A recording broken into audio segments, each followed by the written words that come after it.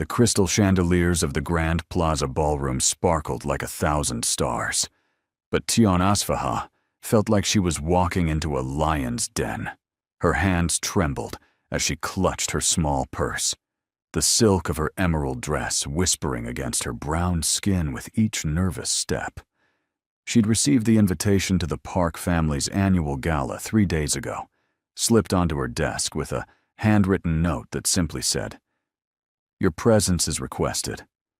What she didn't know was that the invitation was a cruel joke, a bet between Dongmin Park's younger brother Sung-ho and his friends about how uncomfortable they could make the fat secretary feel.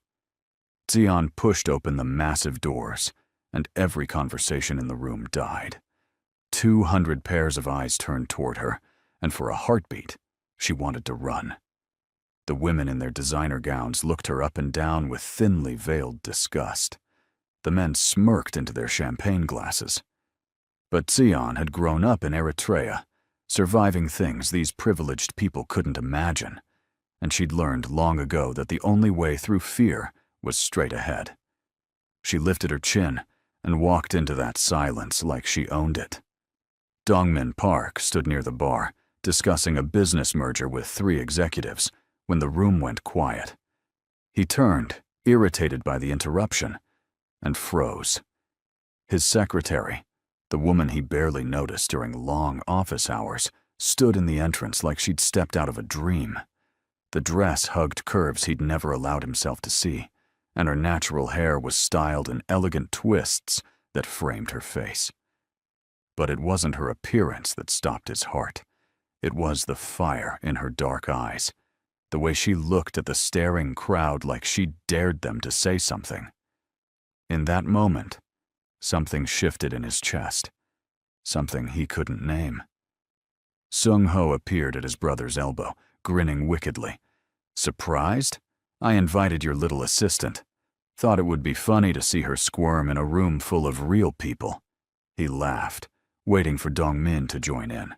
Instead, his older brother's jaw tightened, and when Dongmin spoke, his voice was cold enough to freeze water. "Get away from me before I forget we share blood." Xian made it halfway across the ballroom before Sung-ho intercepted her, his voice loud enough for nearby guests to hear. Well, I didn't think you'd actually come. Tell me, did you have to special order that dress?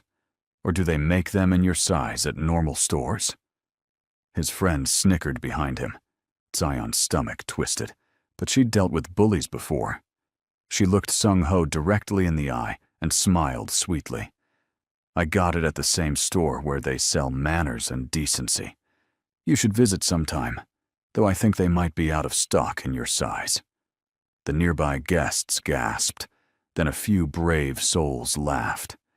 Sung-ho's face turned red, his hand shooting out to grab her arm roughly.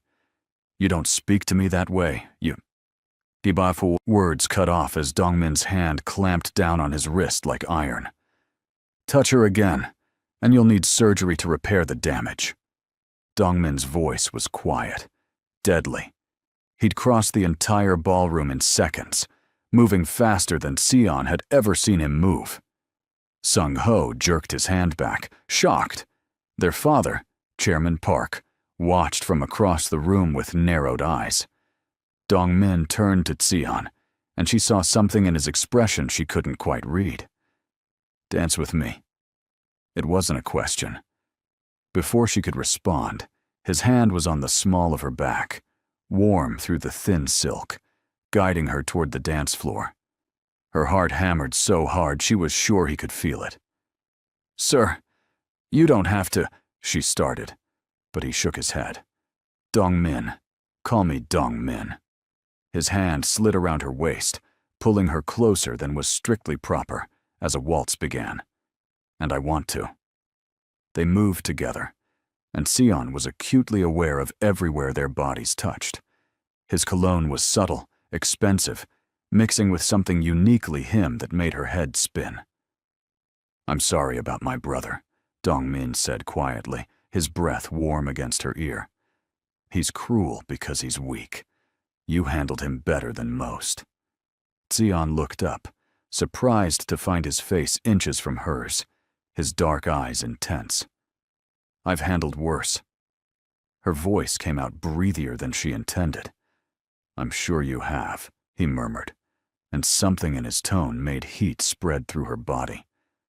"You're stronger than any of these people. I should have noticed before." The song ended, but Dongmin didn't let go. They stood in the center of the dance floor, the crowd watching, whispers rising like a tide around them. Xian knew she should step back, remember her place, but her body refused to listen. "Why are you doing this?" she whispered. Dongmin's thumb traced a small circle on her waist, a gesture so intimate it made her breath catch. "Because when you walked through those doors, I finally saw what I'd been too blind to see for 2 years." His eyes dropped to her lips. "And now I can't stop seeing it." Chairman Park's voice cut through the moment like a knife. "Dongmin, my office. Now." The elderly man stood at the edge of the ballroom, his face carved from stone. Dongmin's jaw clenched, but he slowly released Xian, his fingers trailing along her arm as he stepped back. "Don't leave," he told her, his eyes holding hers. "Promise me." Xian nodded, not trusting her voice. She watched him walk away, feeling the loss of his warmth like a physical ache. Around her, the whispers grew louder, and she realized that everything had just changed. Xian retreated to the balcony, needing air, needing to think. The night breeze cooled her flushed skin as she gripped the marble railing. What had just happened? Her boss, the man she'd watched from a distance for 2 years, had looked at her like she was the only woman in the room, like he wanted to devour her. She pressed her hand to her, racing heart, trying to calm down. This was dangerous. Men like Dongmin Park didn't really see women like her. This was probably just some strange impulse he'd regret by morning. "He's going to get bored, you know." The voice made Xian spin around. A stunning woman in a white gown emerged from the shadows, her smile sharp as glass. "I'm Veronica Hayes, Dongmin's ex-girlfriend. Well, ex for now." She looked Xian over with obvious disdain. He does this sometimes, gets fascinated by something different, something exotic. But he always comes back to his own kind. Women who fit into his world. Veronica's laugh was cruel. "Did you really think one dance meant something?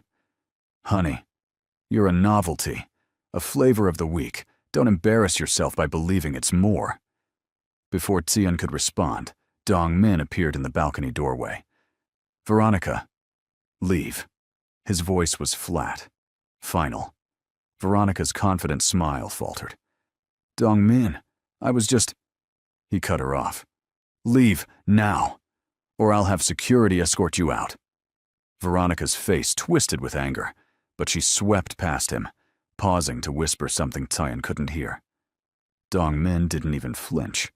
When they were alone, he crossed to Xian in 3 long strides. Whatever she said, it was a lie. Veronica can't stand that I've moved on. Xian shook her head, trying to clear it. "Moved on to what?" "Sir, I mean Dongmin. I don't understand what's happening." She wrapped her arms around herself. "A few hours ago, I was just your secretary, someone you barely looked at.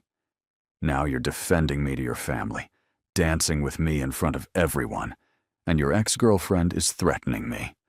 I need you to tell me what you want, because I can't afford to misunderstand. I can't afford to hope for something that isn't real." Dongmin moved closer, backing her gently against the railing.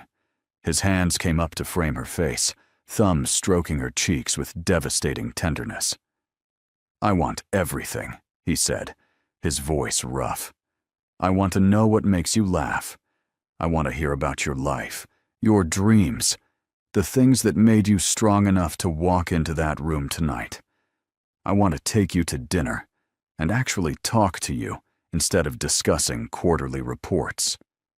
And then, he leaned in until his lips were almost touching hers.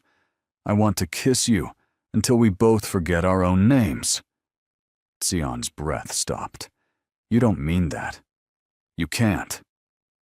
But even as she said it, her hands came up to rest on his chest, feeling his heart race beneath her palms. I do, Dongmin insisted. I know it's sudden. I know I sound crazy. But I've spent 2 years working beside you, and I was so focused on keeping things professional that I never let myself really look. Tonight, I looked, and I can't go back to not seeing you. His forehead rested against hers. Tell me I'm not alone in this. Tell me you feel it too. She did. God help her, she did. The attraction that had simmered unacknowledged for months suddenly blazed between them like wildfire. This is a terrible idea, Sion whispered, but her fingers curled into his shirt. Probably, Dongmin agreed, and then his mouth was on hers. The kiss was soft at first, questioning, giving her a chance to pull away. But Sion had never been good at taking the safe path. She kissed him back, rising on her toes, her arms winding around his neck. Dongmin made a low sound in his throat and pulled her flush against him, the kiss deepening, becoming hungry, desperate. Years of denied want poured into that kiss, and when they finally broke apart, both were breathing hard. Come to dinner with me tomorrow, Dongmin said against her lips. Let me do this right. Let me court you properly. Sion laughed, the sound shaky. Your family is going to lose their minds. He smiled, that rare, genuine smile she'd only seen a handful of times. Let them. I've spent my whole life doing what they expected.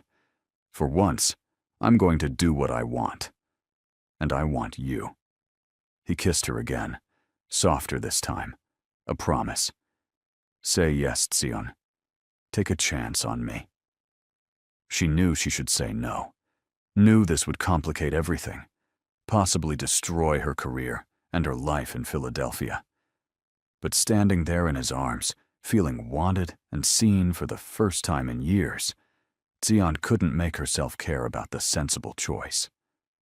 Yes, she breathed. Yes. Dongmin's smile was brilliant, and he kissed her once more before stepping back reluctantly. I need to handle some things with my father, but I'm taking you home tonight, and tomorrow we're going to start figuring out what this is between us. Okay? Sion nodded, still dazed. Dongmin squeezed her hand once, then disappeared back into the ballroom. She stood alone on the balcony, touching her lips, wondering if she'd just made the best or worst decision of her life. Inside, she could hear raised voices, Chairman Park's angry tone mixing with Dongmin's calm responses. The party was ending, guests leaving in clusters, their shocked whispers following them. Sion's phone buzzed, a text from her roommate, Lebna. Girl, you're trending on social media. What did you do? Sion closed her eyes. There was no going back now. Whatever happened next, her quiet life was over. Dongmin kept his promise. The next evening, he picked Qian up in his personal car, not the company vehicle with its driver. He wore jeans and a simple black shirt, looking younger and more relaxed than she'd ever seen him. Where are we going?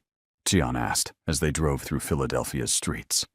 She'd chosen a simple yellow dress, suddenly shy now that the magic of the gala had faded into daylight reality. Dongmin glanced at her, his hand reaching across to tangle with hers. Somewhere we can actually talk without my world watching. Trust me?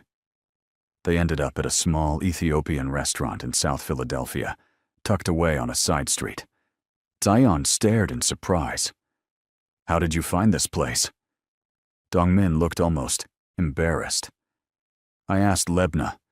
I know it's not Eritrean, but she said the food was close enough, and you'd feel comfortable here. Was that presumptuous? Sion felt warmth spread through her chest.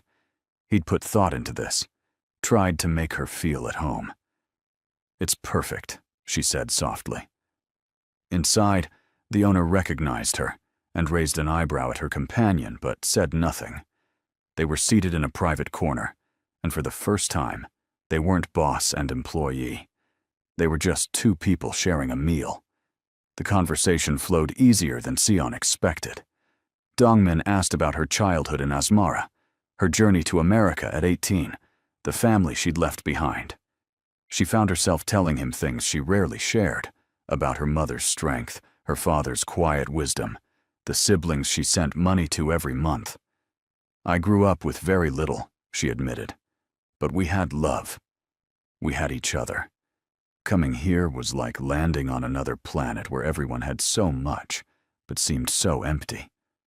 Dongmin listened intently, his fingers absently stroking her palm.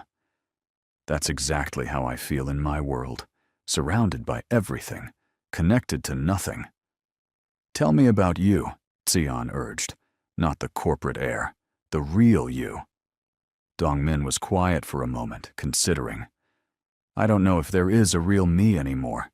I've been groomed to take over the family business since I was 5. Every choice was made for me. What to study, who to befriend, who to date." His jaw tightened. "Veronica was my father's choice. Beautiful, connected, appropriate. I tried to love her for 3 years because it was expected. But I felt nothing. Nothing real, anyway." "And now?" Sion asked, her heart beating faster. Dongmin's eyes met hers, intense and honest. "Now I feel everything. It's terrifying." He raised her hand to his lips, kissing her knuckles. "I don't know how to do this, Chun. I've never dated someone my family didn't approve first. I've never wanted someone so badly it actually hurts. You walked into my life in a green dress, and suddenly everything I thought I knew stopped making sense." His thumb brushed over her racing pulse. "Tell me I'm not scaring you away." "You're definitely scaring me," Sion admitted. "But I'm still here." She bit her lip. "We should talk about work, though. This can't be a secret forever. And when people find out, it's going to cause problems. I'm your employee. There are rules about this kind of thing." Dongmin nodded slowly. "You're right. So here's what I'm thinking. You're brilliant with accounts and analysis. You've caught mistakes I've missed, spotted opportunities others didn't see. I want to promote you to consultant. Have you work with all the department heads instead of just me. It's a position you've earned on merit, and it removes the direct reporting issue." Sion stared at him. "You're serious?" Her mind spun. "Dongmin, people will say I slept my way into a promotion. They'll say you're playing favorites because we're—" She gestured between them, unsure what to call this thing blooming between them. He leaned forward. "Let them talk. You've deserved recognition for a year. I was too blind to push for it before, but I'm pushing now. Take the job because you're good enough, not because of anything between us. Though I won't lie and say I don't like the idea of you having more independence and less reason for people to whisper." His smile turned wicked. "Plus, if you're not my secretary anymore, I can do this at the office." Before Sion could ask what this meant, Dongmin stood and pulled her up, guiding her behind a decorative screen that partially hid them from the main restaurant. His hand slid around her waist, pulling her against him as his mouth found hers. This kiss was different from the one on the balcony. Slower, deeper, thorough. Sion melted into him, her fingers threading through his hair, as his hands explored her back, her sides, pulling her impossibly closer. When his lips trailed down her neck, she gasped, her head falling back. "Dongmin," she breathed, and he groaned against her skin. "Say my name like that again, and we're not making it through dinner," he warned, his voice rough. He forced himself to step back, both of them breathing hard. His hair was messed from her fingers, his lips swollen, and Sion thought she'd never seen anything more attractive. "We should eat," he said, sounding like he was trying to convince himself. They returned to their table, but the air between them felt charged, electric. every accidental touch sent sparks through Xian's body.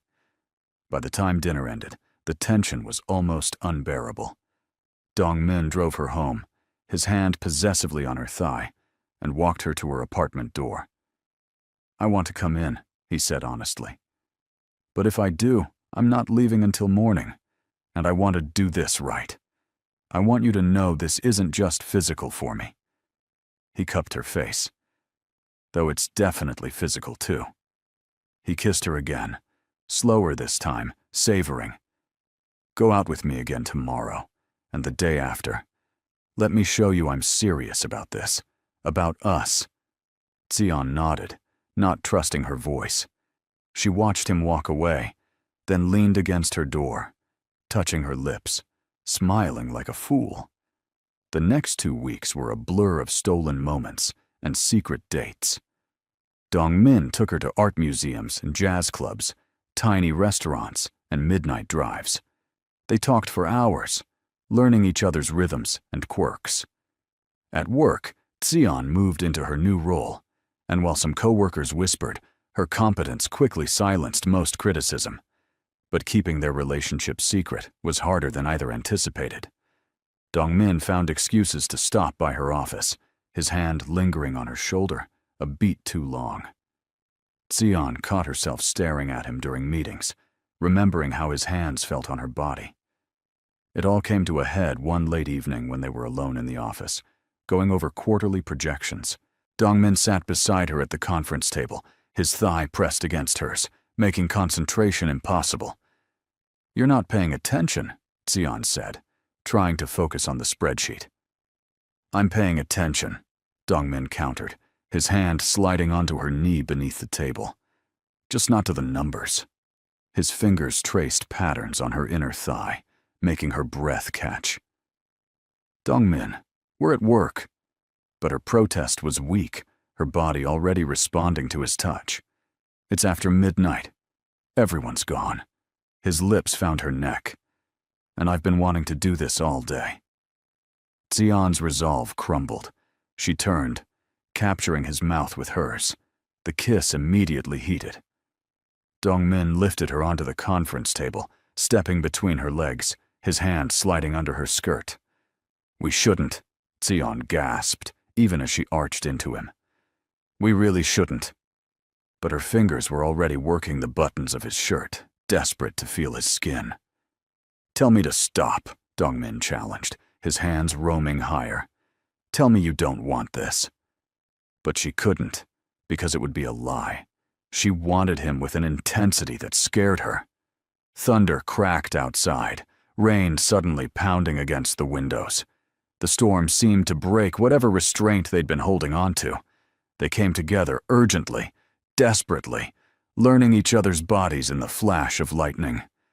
Afterward, they lay on the floor of his office, their clothes scattered, hearts racing. Dongmin pulled her against his chest, pressing kisses into her hair.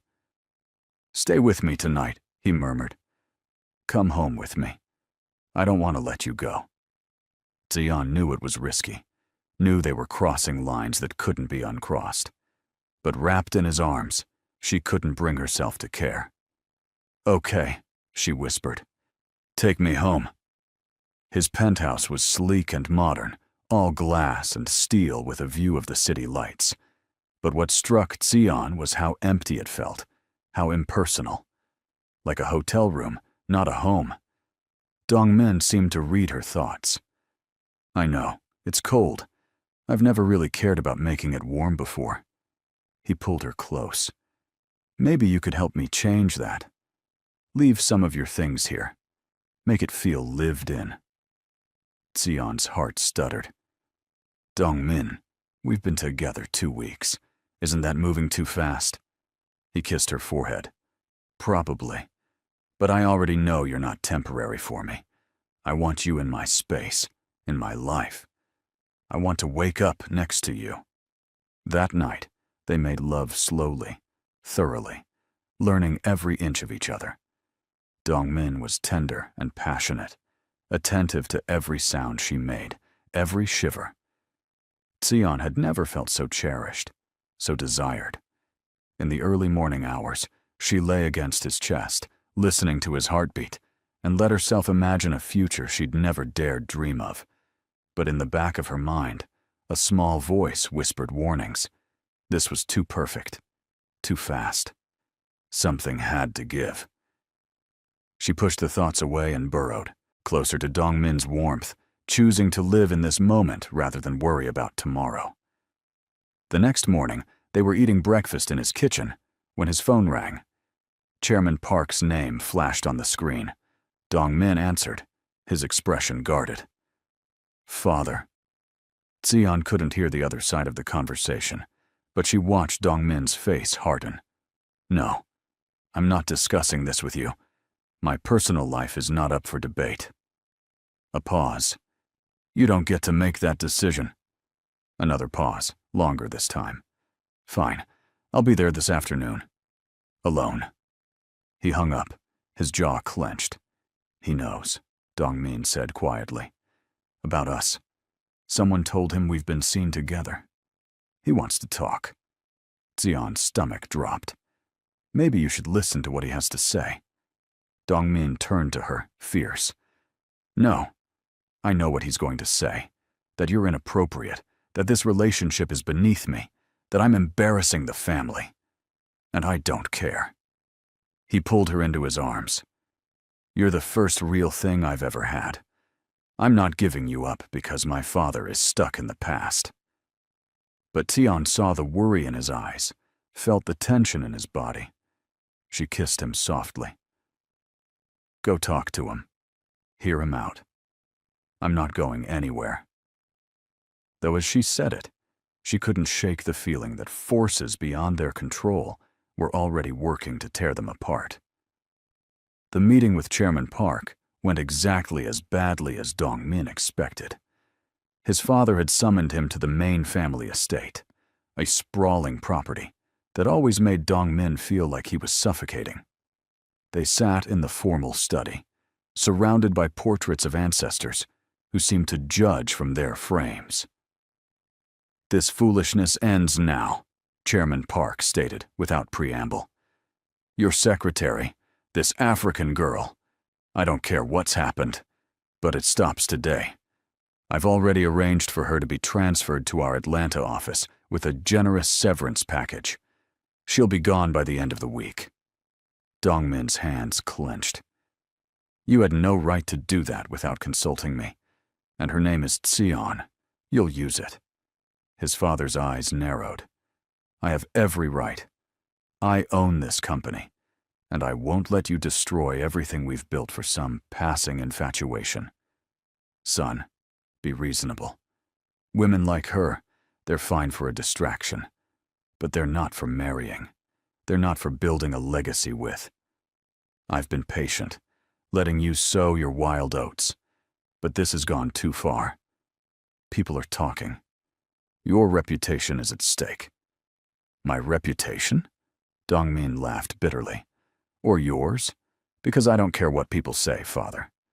For the first time in my life, I'm happy. Xian sees me, the real me, not the heir, or the company, or the money. She makes me want to be better. And I love her. The words came out before he could stop them, but once said, he realized they were true. He loved her, completely. The realization steadied him. So here's what's going to happen. You're going to cancel that, transfer. You're going to accept that Xian is in my life. Or I walk away from all of this. Chairman Park's face purpled. You would choose some nobody over your family? Over your duty? Dongmin stood. She's not a nobody. And yes, I would, without hesitation. I've given you 32 years of my life, Father. I've done everything you asked, been everything you wanted. But I won't give you this. I won't give you her. He walked toward the door. You have until tomorrow to reverse the transfer. If you don't, I'll resign and take my shares with me. Try running the company without my third of the voting rights. He left his father sputtering, feeling both liberated and terrified. He'd just declared war on his own family. He drove straight to Sion's apartment, needing to see her, to hold her. But when Lebna opened the door, her face was strained. She's in her room. Dongmin, something happened. Someone came by earlier. His heart dropped. He found Sion sitting on her bed, staring at a manila envelope. Tears streaked her face. Sion. He knelt in front of her, taking her cold hands. Baby, what's wrong? She handed him the envelope. Inside were photos. Him with Veronica, taken 2 years ago when they were still together. But they'd been edited, manipulated to look recent, intimate. There were also printed social media posts, fake accounts claiming he'd been cheating, using Sion. Veronica came here, Sion said, her voice flat. She brought these. She said you've been playing me. That rich men like you don't actually date women like me. You just use us. She said you made a bet with your friends about how long it would take to get me into bed. She had text messages, Dongmin, screenshots of conversations. Sion looked up at him with devastated eyes. Tell me they're fake. Please tell me this is all lies. Dongmin felt rage, unlike anything he'd ever experienced. They're fake, all of it. Sion, I would never... But she pulled away from him. How do I know? We've been together less than a month. I barely know you, not really. Maybe Veronica's right. Maybe I'm just a fool who believed a fairy tale. Sion stood, wrapping her arms around herself. Your father offered me money to leave today.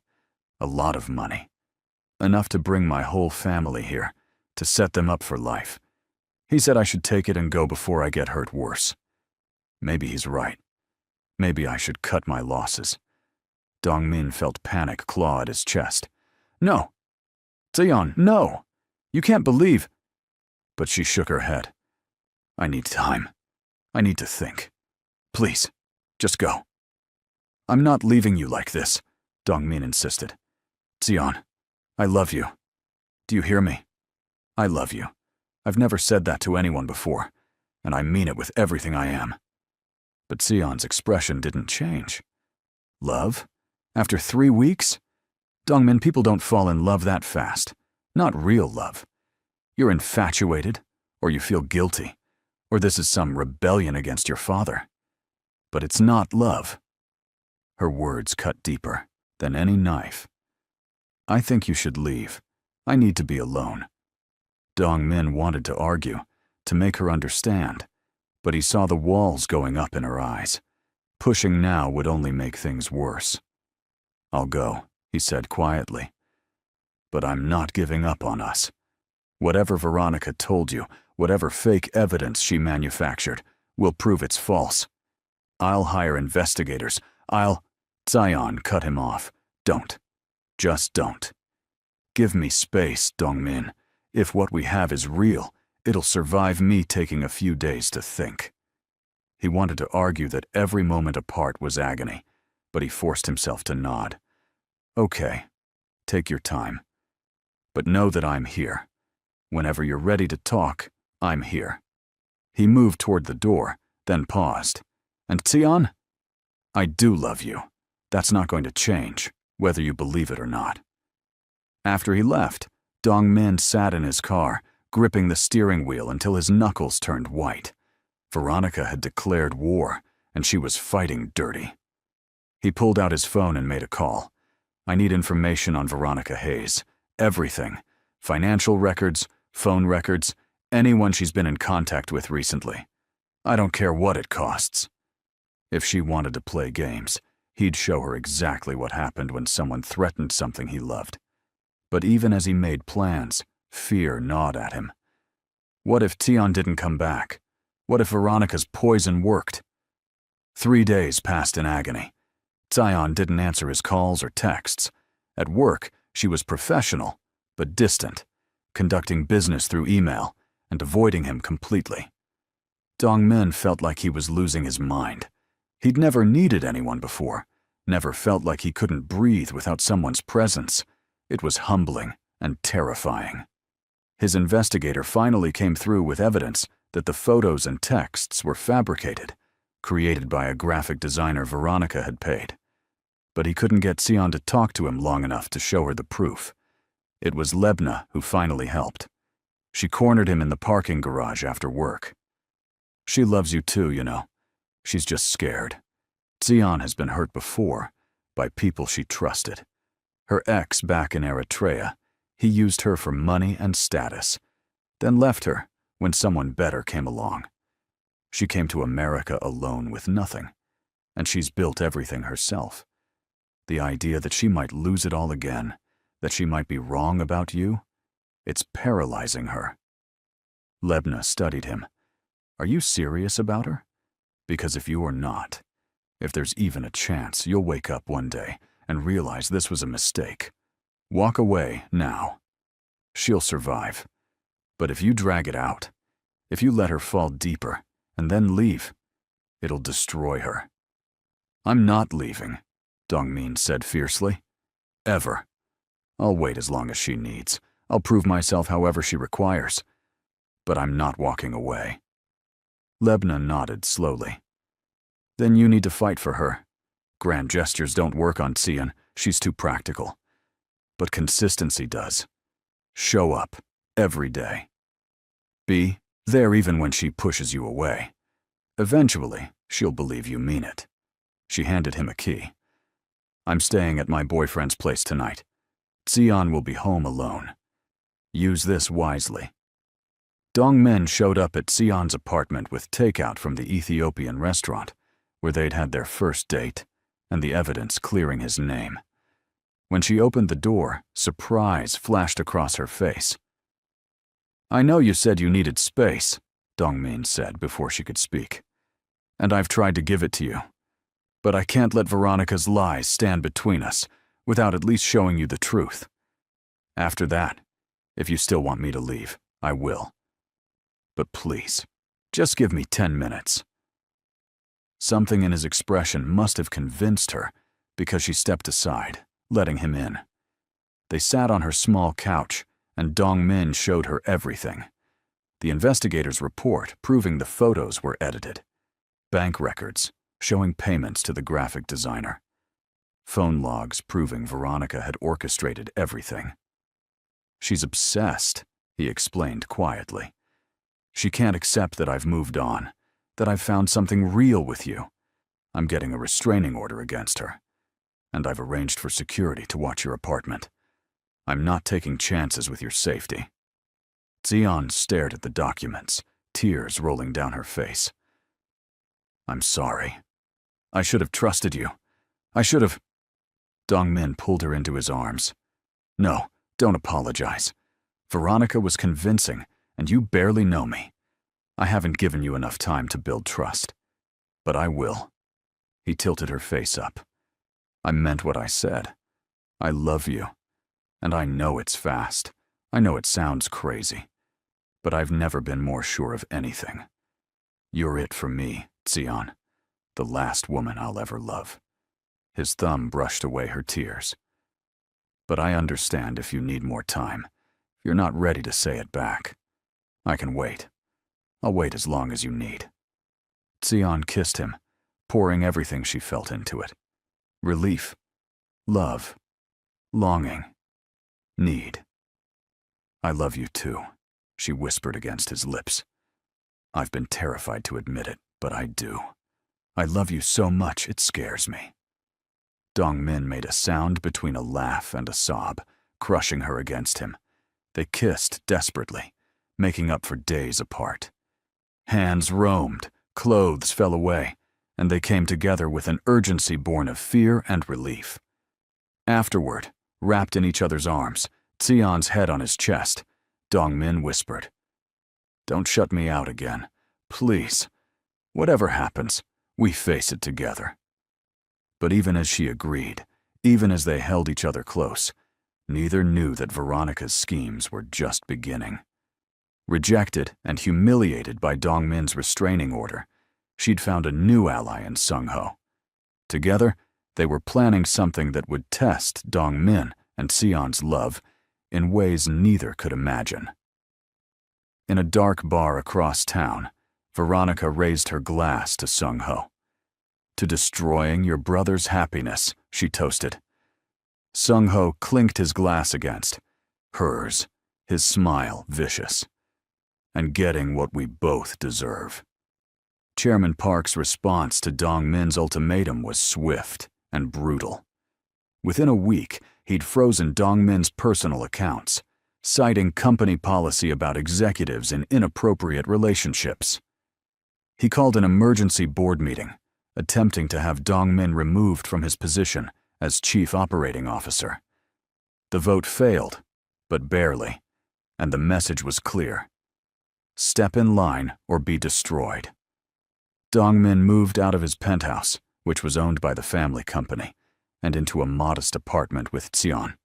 His mother, Ji-yeon, refused to speak to him, returning his calls with icy silence. "Maybe we should stop," Tseon said one morning as they drank coffee in their new place. Dark circles shadowed her eyes from stress and lack of sleep. "Your family is tearing itself apart because of me. Dong-min, is this really worth it?" He set down his cup, taking her hands. "Don't do that. Don't let them make you think you're the problem. They're doing this because they're controlling and can't accept that I've made my own choice. If it wasn't you, it would be something else. This confrontation has been building for years." He kissed her knuckles. "Besides, this apartment is worth it. Our life together is worth it. You're worth everything." Work became a battlefield. Sung-ho, sensing opportunity, began actively sabotaging Dong-min's projects. Important documents went missing. Clients were mysteriously contacted with lies about Dong-min's competence. Board members were wined and dined, poisoned against him. Meanwhile, a new player entered the game. Hye-won Chu, Dong-min's childhood friend, returned from studying abroad in London. She was beautiful, brilliant, and came from a family even wealthier than the Parks. Chairman Park invited her to dinner, making his intentions obvious. "You and Hye-won were always meant to end up together," he told his son. "Stop this foolishness with your secretary and marry someone appropriate." Hye-won played her role perfectly. She appeared sympathetic to Dong-min's rebellion, complimenting Tseon when they met at company events. "I think it's wonderful that Dong-min found someone who makes him happy," she told Tseon with a warm smile. "Don't let his family intimidate you. Love is worth fighting for." Tseon wanted to believe her, but something felt off. There was a calculation in Hye-won's eyes that didn't match her friendly words. When she mentioned this to Dong-min, he brushed it off. "Hye-won and I grew up together. She's like a sister. She's probably just trying to help." But Hye-won's help came with poison. She started spending time with Tseon, taking her to lunch, listening to her worries. Slowly, carefully, she planted seeds of doubt. "Has Dong-min told you about his trust fund? The one he gets access to when he marries someone his father approves of? It's worth about $50 million. Of course, if he marries you, he'll never see that money." She said it casually, like it was common knowledge. Zion's stomach churned. Dong-min had never mentioned money. "Do you know about his other properties? The vacation homes, the investments? All in the family trust. All contingent on him playing by their rules." Tseon tried to push the comments away, but they festered. She started noticing things. How Dong-min never talked about their future concretely. How he'd grown quieter as the pressure from his family mounted. Late one night, unable to sleep, she found him on the balcony of their apartment, staring at the city lights. "Tell me the truth," she said softly. "About the money you're giving up for me. About what this relationship really costs you." Dong-min sighed. "Hye-won told you. It wasn't a question. She's right. There's a trust fund, property, investments, all gone if I don't marry someone from an approved list of families. It's a lot of money." "How much?" Tseon pressed. When he told her, she felt sick. "Dong-min, that's your future, your security. How can you just give that up?" He turned to her, frustrated. Because money isn't worth anything if I'm miserable. I've had wealth my entire life, Diane, and it never made me happy. You do. Building a life with you does. I don't care about the trust fund. But Doyon saw the strain on his face, the weight of what he was sacrificing. Your family is never going to accept me. We're going to fight them forever. Is that really the life you want? Yes, Dongmin said firmly. If it means being with you, yes. Why are you questioning this now? What did Haiwan say to you? Xian shook her head, suddenly exhausted. It doesn't matter. I'm going to bed. She left him on the balcony, her mind churning. The doubts Haiwan had planted were growing roots. What if she was being selfish? What if she was ruining Dongmin's life? That night, they slept on opposite sides of the bed, miles apart despite touching. It was the first crack in their foundation, and Haiwan watched from afar, satisfied. The plan was working. Things got worse. Sung-ho leaked confidential information about one of Dongmin's projects to a competitor, costing the company millions. Chairman Park blamed Dongmin, using it as evidence of his incompetence and distraction. Several board members who'd supported Dongmin switched sides. At home, the tension between Dongmin and Xian grew. They fought more, small disagreements escalating into larger arguments about money, family, and sacrifice. I didn't ask you to give up everything for me, Xian shouted during one heated fight. You made that choice without even discussing what it would mean. What did you want me to do? Dongmin shot back. Abandon you to make my father happy? Choose money over love? His voice dripped with hurt and frustration. You said you loved me. Was that only true when it was easy? Xian flinched. That's not fair. You know I love you. But love isn't always enough, Dongmin. Sometimes practical matters. Sometimes. She broke off, realizing what she was saying. These weren't her thoughts. These were Haiwan's words coming out of her mouth. I'm sorry. I didn't mean that. But the damage was done. They went to bed, angry. Dongmin sleeping on the couch. Ji-yeon finally agreed to meet with Cheon, but only to tell her to leave. They met at a cafe, and Chairman Park's wife was every bit as cold as Cheon expected. You seem like a nice girl, Ji-yeon said without warmth, but you're destroying my son. He's losing his inheritance, his position in the company, his family's respect. All for what? A relationship that will never work? You don't belong in our world, and you never will. The kind thing would be to end this before you both get hurt worse. She slid an envelope across the table. There's a check inside. Enough money to start over anywhere you want. Take it and go. If you truly love my son, you'll set him free. Xian left the envelope unopened on the table and walked out. But the encounter shook her more than she wanted to admit. That night, she couldn't stop thinking about Ji-yeon's words. Was she being selfish? Was her love for Dongmin actually hurting him? When Dongmin came home late from another brutal meeting with his father, they finally talked honestly. I'm scared, Xian admitted. Scared that one day, you'll wake up and resent me for everything you gave up. Scared that we're fighting so hard to be together that we're forgetting to ask if we should be together. Dongmin pulled her close. I could never resent you. You're the best thing that's ever happened to me. But even as he said it, Xian felt his exhaustion, saw the new lines stress had carved into his face. They made love that night, but it felt different. Desperate, like they were both trying to hold on to something that was slipping away. Afterward, Xian lay awake, Dongmin's arm around her waist, and let herself cry silently. She loved him so much it physically hurt. But was love really enough against the weight of his entire family and future? The final blow came at the company's quarterly gala. Haiwan had convinced Xian to attend, saying it was important to show unity. But it was a trap.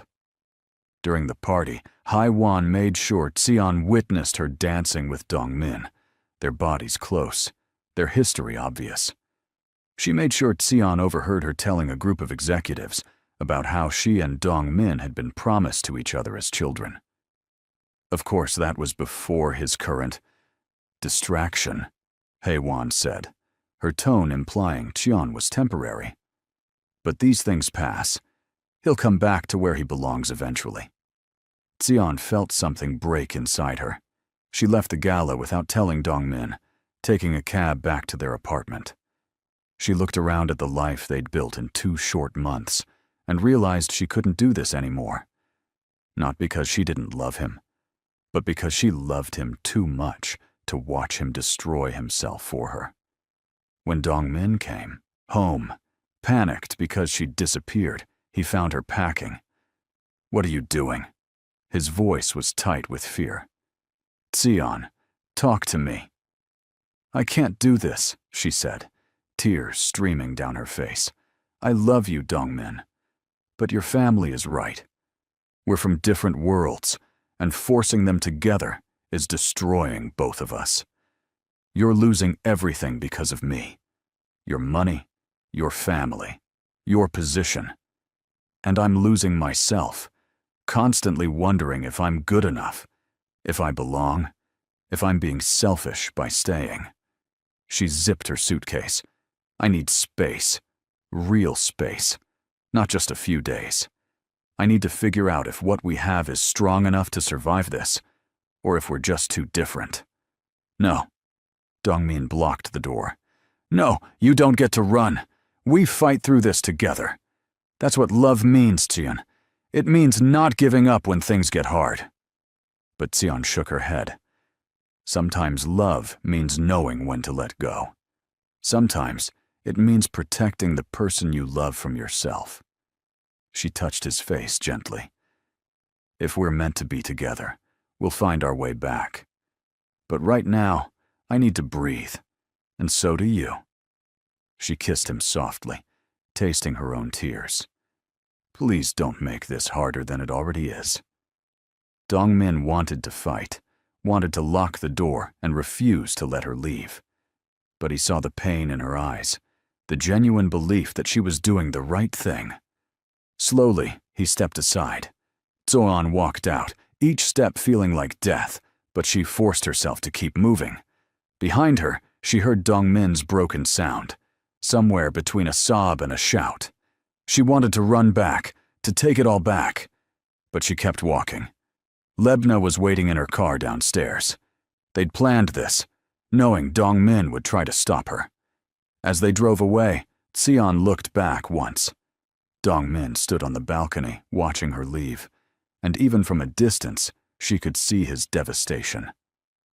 "I did the right thing," Xian told Lebna, trying to convince herself. Her friend squeezed her hand. "I know, honey. I know." But as they drove through the Philadelphia night toward Richmond, where Lebna's cousin lived, Xian felt like she'd left her heart behind. In the apartment, Dongmin stood alone, the silence crushing. His phone rang. "Hi, Juan. I heard what happened. I'm so sorry. Do you want company?"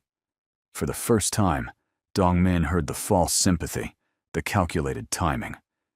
"You did this. You poisoned her against me." Haiwan's mask slipped for just a moment. "I helped her see reality. She was never going to fit into your life, Dongmin. Better she realized it now than after you'd wasted more time." Dongmin hung up, fury and grief warring in his chest. He'd lost Xian, but he'd gained clarity. Everyone who'd claimed to care about him had been working to destroy his happiness. His family, his childhood friend, they all saw him as a pawn in their games. Well, no more. If Xian thought leaving would protect him, she was wrong. He was going to fight for both of them, whether she wanted him to or not. He pulled out his phone and started making calls. To investigators, to lawyers, to every contact who owed him a favor. If his family wanted war, they'd get it. But he was going to win Xian back first, whatever it took. Richmond, Virginia felt like another planet to Tion. Lebna's cousin had a small house in a quiet neighborhood where nobody knew about Park family drama or Korean business empires. For 3 days, Tion stayed in the guest room, crying until she had no tears left. Her phone buzzed constantly with Dongmin's calls and texts, each one breaking her heart a little more. "Please come home. We can fix this. I love you. Don't give up on us." But she didn't answer. She'd made her choice, and she had to stick with it, even if it was killing her. On the 4th morning, Tion woke up nauseous. She barely made it to the bathroom before getting sick. Lebna stood in the doorway, her expression knowing. "How late is your period?" Tion's stomach dropped. In all the chaos, she hadn't noticed. "About 2 weeks," she whispered. Lebna handed her a pregnancy test. "Take this. Better to know for sure." 10 minutes later, Tion stared at 2 pink lines, her world tilting on its axis. Pregnant. She was carrying Dongmin's baby. Her hand went to her still flat stomach, emotions crashing over her. Terror, joy, confusion, love. "What are you going to do?" Lebna asked gently. Tion's mind raced. A baby changed everything. Or did it? Dongmin deserved to know, but telling him would bring him running back, and she'd left specifically to give him freedom. But keeping this secret felt wrong. "I don't know," Tion admitted. "I need time to think." That night, she lay in bed, one hand on her stomach, imagining a tiny person growing inside her, a piece of her and Dongmin, created from their love. The thought made her ache with longing. Maybe she'd made a mistake leaving. Maybe love was worth fighting for, no matter the cost. Meanwhile, in Philadelphia, Dongmin was unraveling. He threw himself into investigating everyone who'd worked against them. His team discovered that Hae-won had been systematically manipulating Tion for weeks, feeding her doubts and insecurities. They found evidence that Sung-ho had been embezzling from the company, using the chaos around Dongmin's relationship as cover. But the worst discovery came from Veronica. She hadn't given up. In fact, she'd escalated. Working with Sung-ho, she'd been planning something that made Dongmin's blood run cold. They were going to have Tion deported, claiming she'd violated her visa terms by working without proper authorization. It was a lie, but the paperwork looked legitimate. Dongmin confronted Sung-ho in his office, slamming the fake immigration documents onto his desk. "You've gone too far. This isn't just about me anymore. You're trying to destroy an innocent woman's life." Sung-ho leaned back, smirking. "Innocent? Brother, she seduced you to climb the social ladder. I'm just helping her return to where she belongs." Dongmin's fist connected with Sung-ho's jaw before he consciously decided to throw the punch. His brother stumbled back, shocked, touched Tion again, threatened her again, even think about her again, and "I will destroy you. I have evidence of your embezzlement, enough to send you to prison. Back off or I go to the police." Sung-ho's confidence cracked. "You wouldn't. Father would never forgive you." Dongmin laughed bitterly. Father's forgiveness stopped mattering when he chose control over his son's happiness. "I'm done playing family politics. Here's what's going to happen. You're going to return every cent you stole. You're going to publicly apologize for the sabotage. And you're going to tell Veronica that if she comes near Sion, I'll ruin both of you so completely, you'll never recover. Do we understand each other?" Sung-ho nodded slowly, tasting blood. Dongmin left feeling no satisfaction, only emptiness.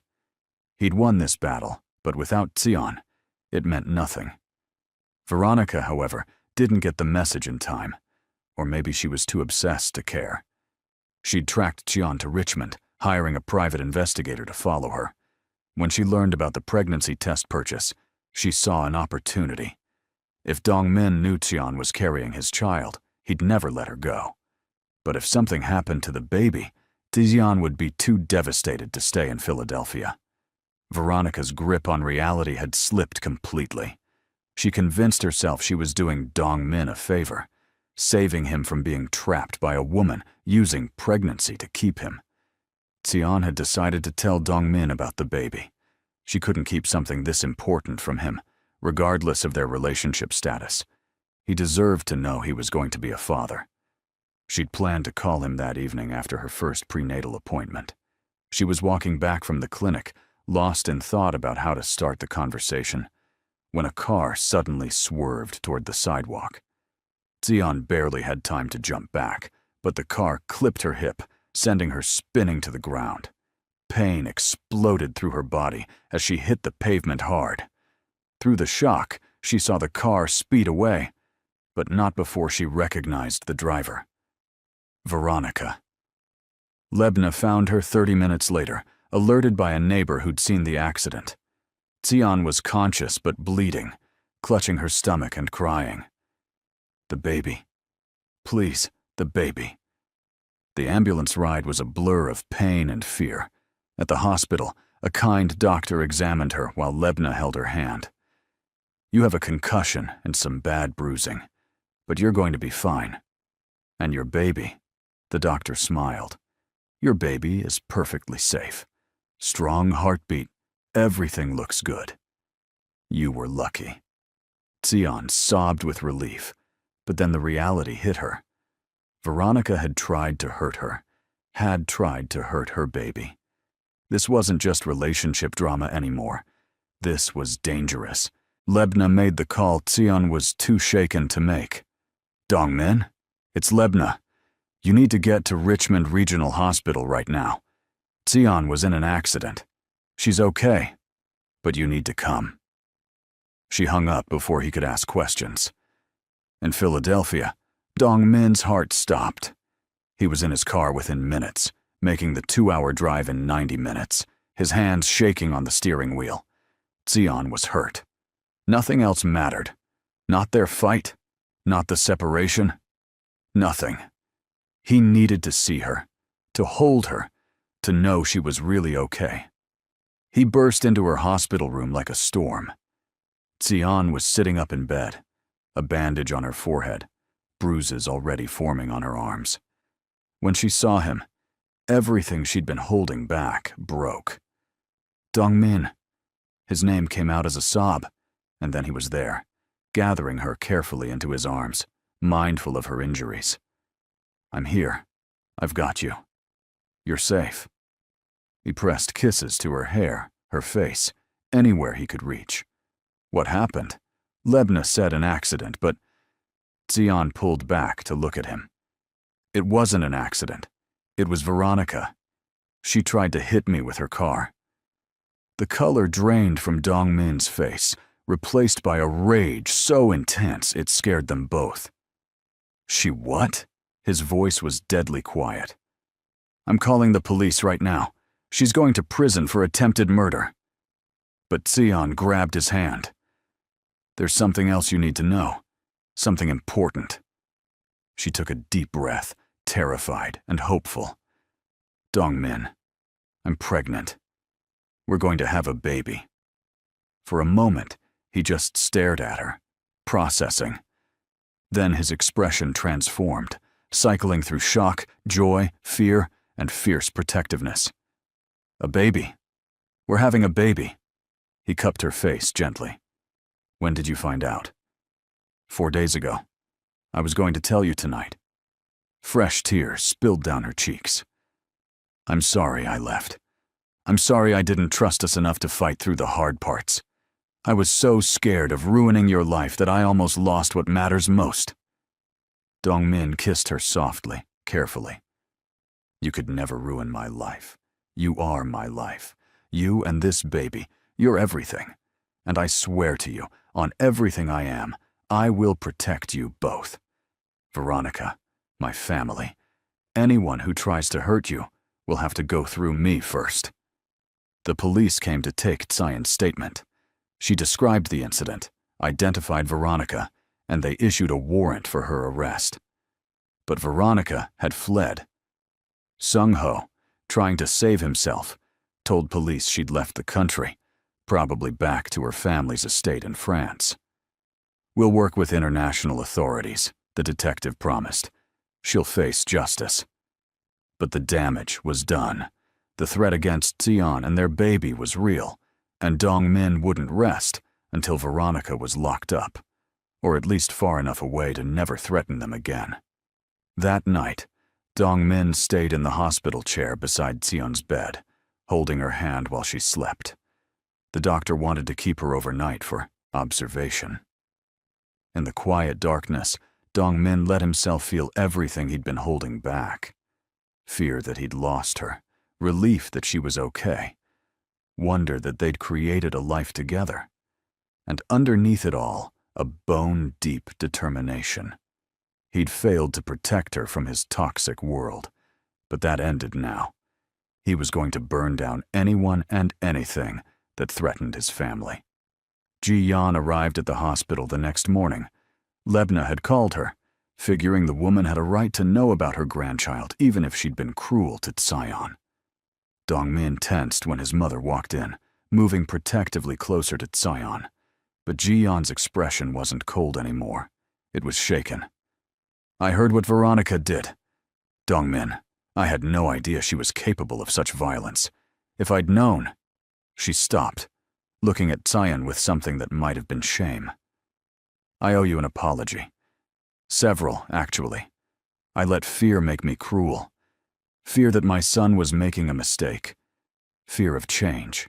Fear of losing control. But watching him these past weeks, seeing how hollow he became without you, I realized the only mistake would be losing you." Xian didn't know what to say. Ji-Yan stepped closer. "May I?" She gestured to the chair. At Xian's nod, she sat down. "I grew up in a world where marriages were arranged, where love was less important than family alliances. I married Chairman Park because our families decided it was appropriate. We grew to care for each other, but it was never the passionate love you see in movies. I convinced myself that was normal, that romance was foolish. But seeing what you and my son have, how you'd both rather lose everything than lose each other, it made me realize what I missed, what I never had." She reached out hesitantly and took Xian's hand. "I'm going to be a grandmother, and I want to know my grandchild. I want to be part of your lives, if you'll let me. I know I don't deserve it after how I've treated you, but I'm asking anyway." Xian looked at Dongmin, who seemed as stunned as she felt. "I appreciate your apology," Xian said carefully, "and I believe people can change. But it's going to take time for me to trust that this isn't another manipulation." Ji-Yan nodded. "I understand. I'll earn your trust, however long it takes. Starting now." She pulled out her phone and made a call. "Husband, it's time we talked. Meet me at the hospital." "Yes, now. Because your son's girlfriend, the woman carrying your grandchild, was nearly killed by the psychopath you and Sung-ho were working with. And if you ever want to meet this baby, you need to make some changes immediately." She hung up, looking satisfied.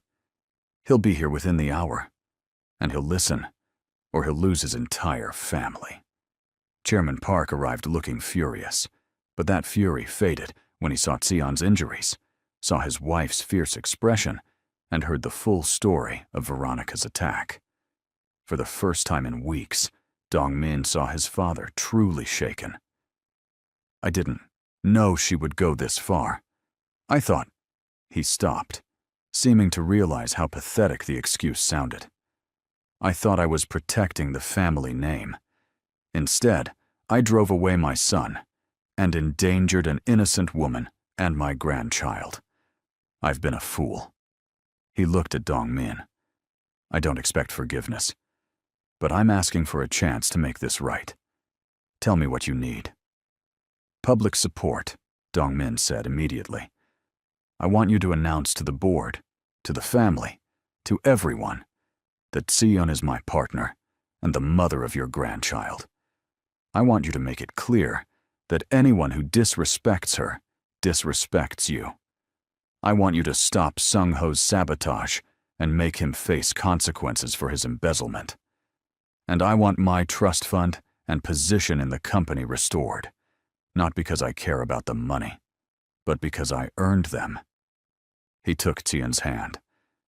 Most importantly, I want you to welcome Tian into this family genuinely. No more games, no more tests.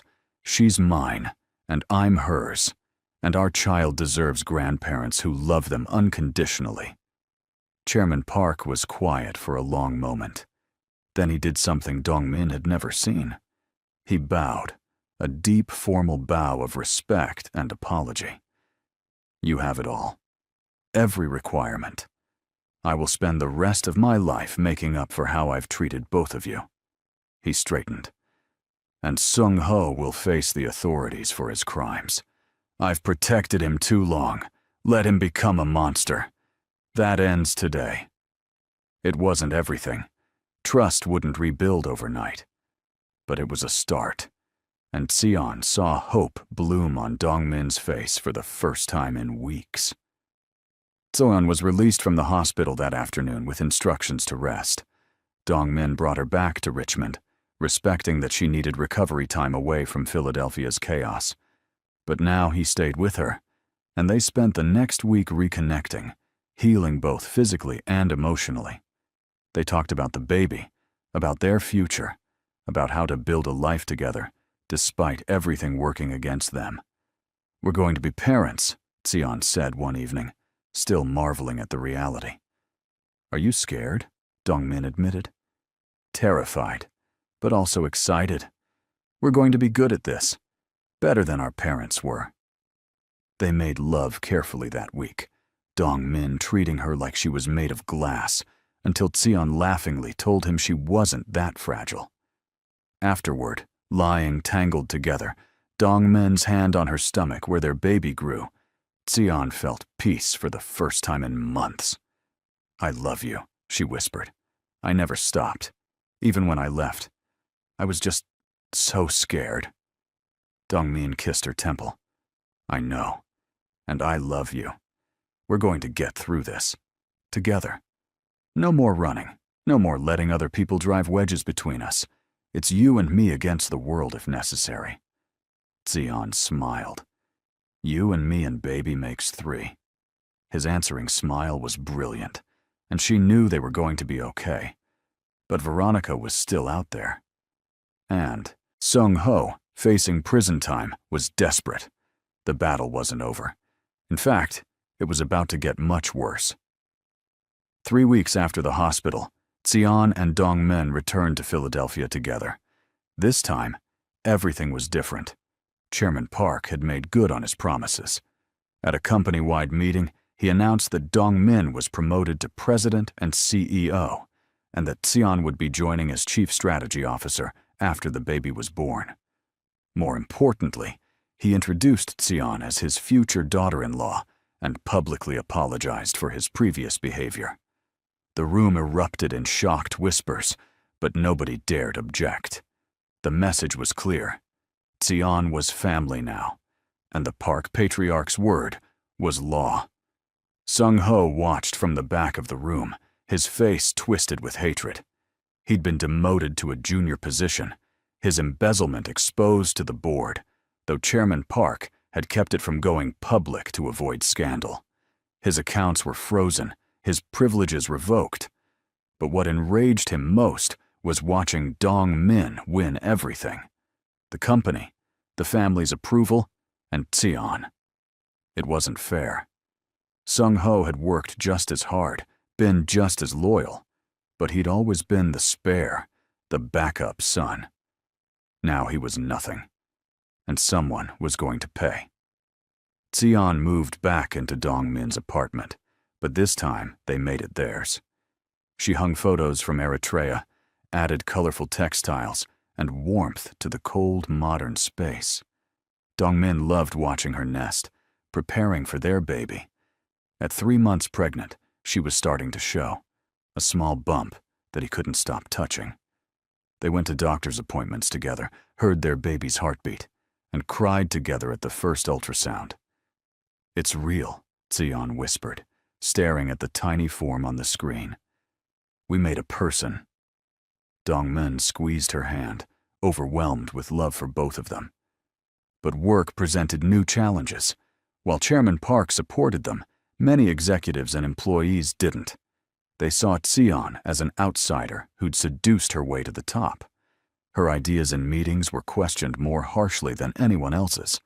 Her decisions were second-guessed. People went around her to Dongmin, undermining her authority. It was exhausting and frustrating, but Xian refused to quit. She'd earned her position, and she was going to prove herself. Dongmin watched her navigate the hostility with grace and intelligence, falling more in love every day. One particular project became Xian's proving ground. The company was negotiating a major merger with a tech firm, but the deal was falling apart over cultural concerns and logistics. Xian spent weeks analyzing the situation, meeting with both sides, finding creative solutions everyone had missed. She proposed a restructuring plan that addressed every major objection while maximizing profit for both companies. When she presented it to the board, there was stunned silence. Then applause. Even the executives who'd been most hostile had to admit it was brilliant. "You were incredible," Dongmin told her that night, kissing her breathless in his office after everyone had left. His hands roamed over her body, careful of her growing belly. "Watching you command that room, knowing you're carrying my baby, I've never wanted you more." Xian laughed, pulling him closer. "Then do something about it." They made love right there, urgent and passionate, celebrating her victory and their love. Afterward, straightening their clothes, they grinned at each other like teenagers. "We can't keep doing this at work," Xian said without conviction. "Absolutely not," Dongmin agreed, already planning the next time. But their happiness was threatened from an unexpected direction. Haiwan, furious that her manipulation hadn't worked, started spreading rumors. She told people that the baby might not be Dongmin's, that Xian had been seeing other men. The lies were absurd, easily disproven, but they still hurt. When Dongmin heard what Haiwan was saying, his fury was cold and calculated. He called her to his office. "You have two choices. Publicly retract every lie you've told and apologize to Xian, or I'll sue you for slander and ensure you never work in this city again. What's it going to be?" Haiwan's mask of friendly concern finally shattered. "She doesn't deserve you. I've loved you since we were children, Dongmin. I was supposed to be the one carrying your baby, wearing your ring. But you threw it all away for some African secretary who doesn't even understand our world." Her voice rose hysterically. "I tried to help you see reason. I tried to save you from making the biggest mistake of your life. Why can't you see that?" Dongmin looked at her with something close to pity. "Because it's not a mistake. Xian is the best thing that's ever happened to me. And you, Haiwan? You were never even a consideration. I don't love you. I never did. You need help. Professional help. But you need to stay away from us." Haiwan left his office in tears, but not before throwing one last barb. "You'll regret this. When she leaves you, when reality sets in, and she realizes she can't handle your world, you'll regret pushing me away." Dongmin didn't dignify that with a response, but later, holding Xian in bed, he found himself thinking about Haiwan's words, not because he believed them, but because they highlighted the pressure Xian was under. "Are you happy?" he asked quietly. "Truly happy? Because if this life is too much, if the constant battles are wearing you down, we can leave.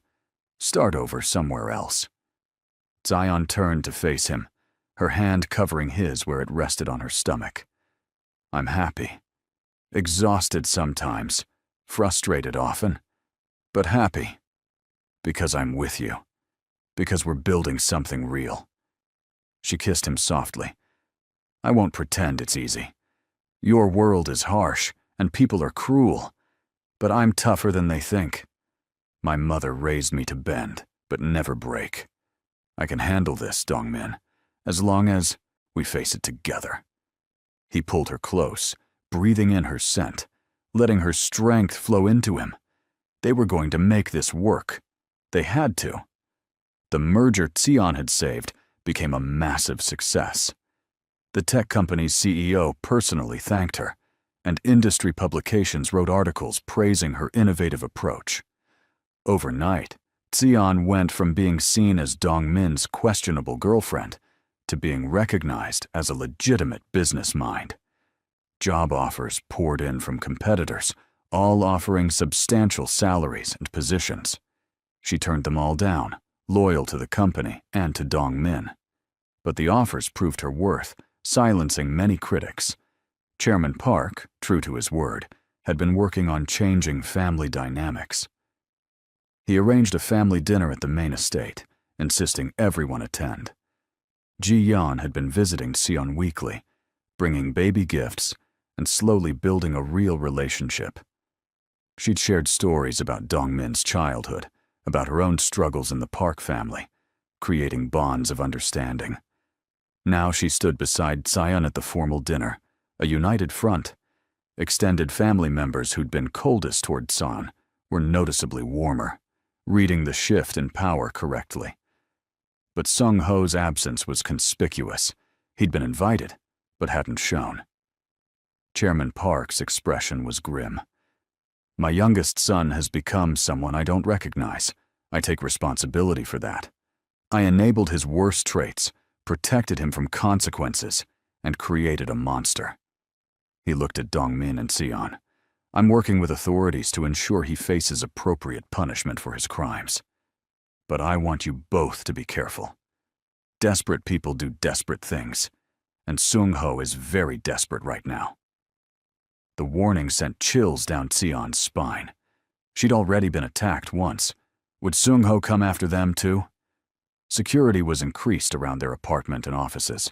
Bodyguards were assigned, though Dongmin tried to be subtle about it. Xian hated feeling like a prisoner, but she understood the necessity. At 5 months pregnant, she was vulnerable in ways she'd never been before. The baby kicked for the first time during a board meeting, and Xian gasped, her hand flying to her stomach. Dongmin was beside her immediately. What's wrong? His face was pale with fear. She laughed, taking his hand and placing it where she'd felt the movement. Feel that. That's our baby saying hello. Dongmin's expression transformed into wonder as a tiny foot pushed against his palm. They found out they were having a girl. In the doctor's office, seeing the ultrasound confirm the sex, both of them cried. A daughter, Dongmin whispered reverently.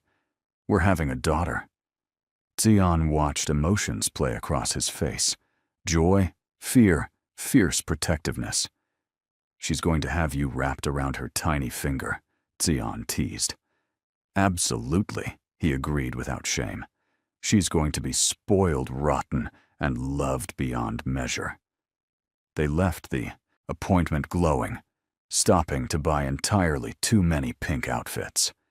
For a few hours, they were just excited parents-to-be, the outside world forgotten. But Sung Ho was planning his revenge. He'd found an ally in Veronica, who'd secretly returned to the U.S., despite the warrant. Together, they plotted something that would destroy Dongmin and Xian's happiness completely. They studied schedules, bribed security guards, and waited for the perfect opportunity. It came when Xian had to travel to Atlanta for a site visit at the company's southern branch. Dongmin wanted to go with her, but he had meetings he couldn't cancel. I'll be fine, Xian assured him. It's one night, and I'll have security with me the whole time. Reluctantly, he agreed. Xian arrived in Atlanta and checked into her hotel. The site visit went well, and she spent the evening reviewing reports in her room. Around midnight, there was a knock on her door. Thinking it was room service with the tea she'd ordered, Xian opened it without checking. Sung Ho pushed his way in, followed by Veronica. Xian's scream was cut off by Veronica's hand over her mouth. Don't make this harder than it has to be, Sung-ho said, pulling out a syringe. We're just going to have a little trip together. Time for you to disappear so my brother can get his life back. Terror flooded Seon. She fought, but she was pregnant and outnumbered. Sung-ho grabbed her arms while Veronica tried to inject her with something. Seon kicked hard, connecting with Veronica's stomach. The woman stumbled back, and Seon used the moment to break free, running for the door. She almost made it before Sung-ho tackled her. They hit the floor hard, and Taeyeon felt sharp pain in her abdomen. "No!" she screamed. "The baby!" Sung-ho froze, reality seeming to penetrate his rage. He looked at his hands holding her down, at her terrified face, and something shifted in his expression. Horror. He stumbled back. I wasn't trying to hurt the baby. I just wanted... But Veronica had no such hesitation. She raised the syringe again. That's when Seon's security guard burst through the door, having heard the commotion. He tackled Veronica, restraining her, while Sung-ho just stood there, stunned. Police arrived within minutes, having been called by hotel staff. Seon was rushed to the hospital, pain radiating through her body, crying and praying that her baby was okay. "Please," she begged the paramedics. "Please save my baby." Dong-min got the call, and his world stopped. He chartered a private plane, making the hour flight to Atlanta, while on the phone with the hospital, the police, anyone who could tell him what was happening. When he finally reached the hospital, Taeyeon was in emergency surgery. A placental abruption, the doctor explained. The trauma from the fall had caused the placenta to separate from her uterus. They were doing an emergency cesarean to save the baby, even though Seon was only 24 weeks along. "It's too early," the doctor said gently. "The baby's chances aren't good. We're doing everything we can." Dong-min waited in agony. His brother had done this. His own blood had put Seon and their daughter in mortal danger. If either of them died, he would never forgive himself for letting Seon go to Atlanta alone, for not protecting them. Hours crawled by.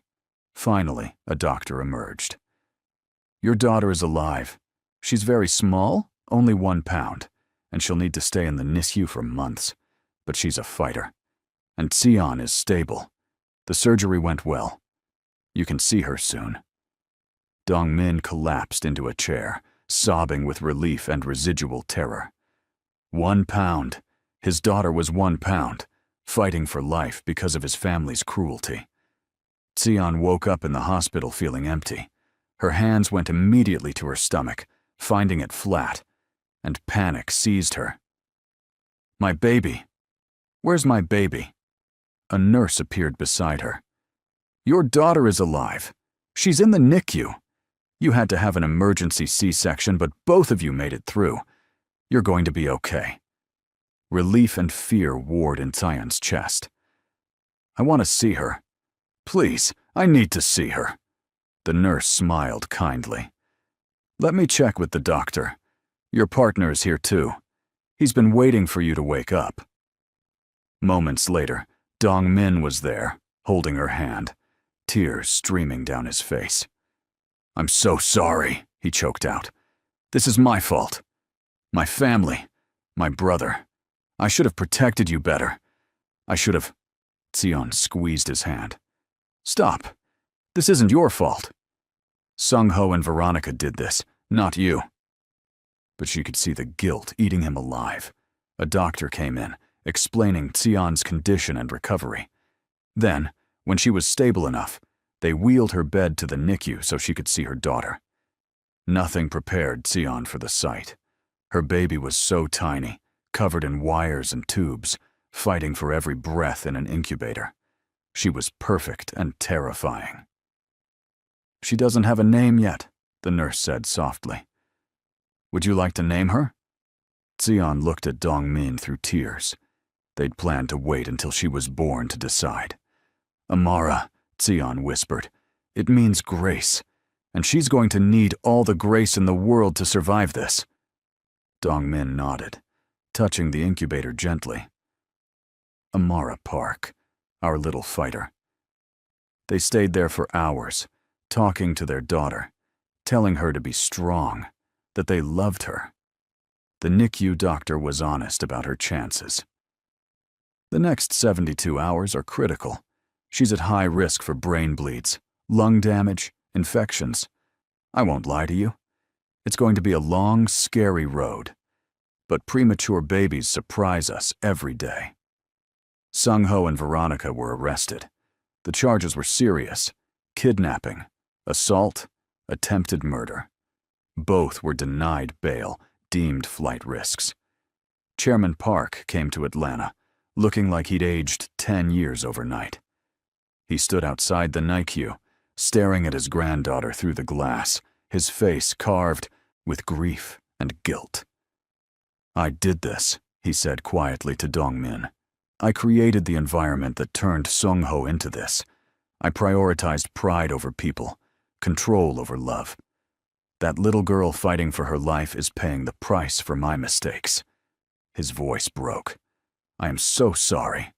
To you, to Tseon, to Amara. I failed all of you." Dong-min wanted to rage at his father, to blame him for everything. But he was too exhausted, too scared. "Just be better going forward. That's all we can ask." Chairman Park nodded. "I've already started. I've cut Sung-ho off completely. No lawyers paid for by the family, no support. He'll face the full consequences of his actions, and I'm stepping down as chairman. The company is yours now, Dong-min. Lead it better than I did. Make it something to be proud of." It was a seismic shift, but Dong-min couldn't focus on business. His entire world had narrowed to Tseon and Amara. Nothing else mattered. Ji-yeon arrived the next day, bringing Tseon's family. She'd arranged for them to fly from Eritrea, knowing Tseon needed her mother. When Tseon saw her mama walk into the hospital room, she broke down completely. Her mother held her, speaking softly in Tigrinya, providing comfort only a mother could give. "You are strong, daughter. Stronger than you know. And your baby, she has that strength in her. She will survive this." Tseon wanted to believe it, but every time alarms beeped in the NICU, every time doctors rushed to Amara's incubator, her heart stopped. The first 72 hours passed in a blur of fear, but Amara held on. She was stable, the doctors said cautiously. Not out of danger by any means, but holding her own. Tseon pumped breast milk every 3 hours, the only thing she could do for her daughter, who was too small to nurse. Dong-min brought the milk to the NICU, watching nurses feed Amara through a tiny tube. He'd never felt so helpless. This wasn't a business problem he could solve with strategy. This was life and death, out of his control entirely. All he could do was be there, for both his girls, and pray. Weeks passed in the NICU. Some days were good, with Amara gaining a few grams and breathing easier. Other days were terrifying, with infections or breathing crises that required immediate intervention.